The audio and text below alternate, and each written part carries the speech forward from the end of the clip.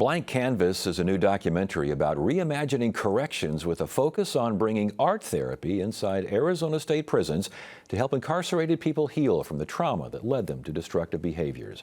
Ryan Thornell is a director of the Arizona Department of Corrections Rehabilitation and Reentry, and also with us is Brandon Lee, founder and executive producer of Blank Canvas. Gentlemen, good to have you both here. Thank you so much for joining us. Thanks for the time and the platform. You bet. I'm going to start with you, Brandon, because this is prison-wide, I would imagine here, to a certain degree. Educate me here. The idea of reimagining corrections, what does that mean? Yeah, it really means this idea of reconceptualizing what it means to do corrections in what a prison setting should look like. So Governor Hobbs appointed me as director to really take the correction system in a new direction, to transform what we do here in our prison system. And so in order to do that, we set a course to reimagine that, to give our staff, our partners, those who interact with us, really the opportunity to bring us new ideas, try new things, in order, with the intended goal to get new, different, and better outcomes. Were there best practices involved from other attempts and other programs around the country? Yeah, so we know programming is really the way to improve people's behavior and to improve outcomes, especially out in the community.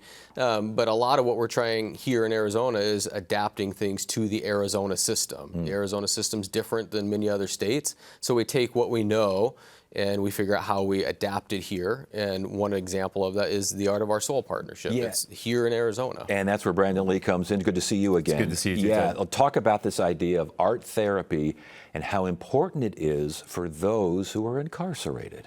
You know, I always say, what is the common thread here is to make our community safer, right? I think we can all agree in that. And so understanding the body and why people make the decisions they do that lead them to become incarcerated. And more often than not, Ted, it all begins with trauma and childhood trauma. And understanding that when you experience childhood trauma, your brain at that time is rewired. If that goes unhealed, you begin to make some terrible life choices as an adult, sometimes even destructive. So if you understand that the majority of people who are incarcerated are there because of the trauma that they've experienced, whether it's childhood trauma, childhood attachment trauma, or environmental trauma, then it's our responsibility while they're incarcerated and in the state's care to rehabilitate them. Art and music therapy is proven as a proven modality, and the way that we do it is to rewire and create new neural pathways, create new thought patterns. If we can do that, then when they are released back into our communities are safer, they can sustain a job that makes our economy even stronger, and it stops generational trauma. Many of these folks have families on the outside, they've got children. So while they're incarcerated, it is our obligation and our responsibility to rehabilitate them so that when they are released, they don't hurt anyone else. Those in the corrections industry, you personally, when you hear that, when you first heard that, what did you think? Surprisingly, I thought, I want that inside the prison, because that's really the mentality we have to have inside of our prison system. We have individuals incarcerated for a set period of time. And so I view it as a responsibility, an obligation of ours in public service to use that period of time to do exactly what Brandon mentions, to give opportunities, to provide interventions, to rewire and help individuals while they're with us so that when they release into our communities, they're more stable and they're safer. Was there much pushback among those in the corrections industry? No, surprisingly, people understand it, people get it. There's certainly some reservations with the idea of bringing art and music therapy into a very high security prison setting.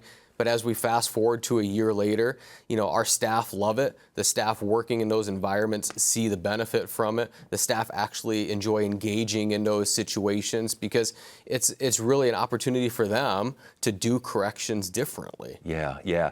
Brandon, the documentary deals with the Lumley unit at Perryville Prison. It's a high-risk population. Yeah, talk to us about that unit. Talk to us about some of the folks that we're seeing right here. So, we work with the highest risk populations. That was one of the promises that director and I, Thornell, made. He goes, if we're going to do this, I want you to work with our highest risk populations. Right here, this is an art and music therapy session. The beautiful thing is that we do trauma-informed yoga, breathwork, sound bowl healing sessions, and then it transforms into an art and music therapy studio in the afternoons. I don't want to get lost on this either, because the officers, the correctional officers who are out there on the yards monitoring these folks and trying to also help this population, they too get a chance to participate in these programs. It's not just for those who are incarcerated.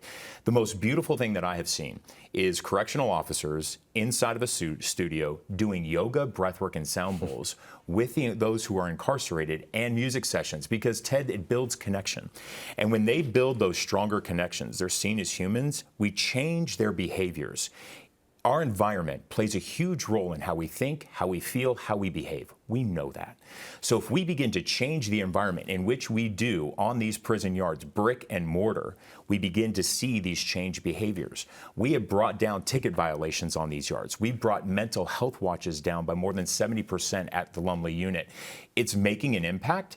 And I will say that Director Thornell is a thought leader in this space, in this sense that he understands if you want a different outcome, we have to be willing to do something different in order to achieve that. He has been a huge champion of it, while others may say, that's a little risky. That's a little risky. He goes for it because he cares about the one thing that I mentioned at the very beginning of this, making our communities safer. And we got about 30 seconds left, Ryan. When you hear him say that, does it ring true? I mean, are you seeing it? Are you getting those reactions from these people? Absolutely, it rings true. And we see it across the male population and the female population, and we see it across the staff working in both of those environments. They are healthier units, there are better outcomes, and we're going to see the investment pay off in the community. Well, gentlemen, continued success to you as well. Congratulations, and thank you so much for joining and sharing. We appreciate it. Thanks for the time. You bet.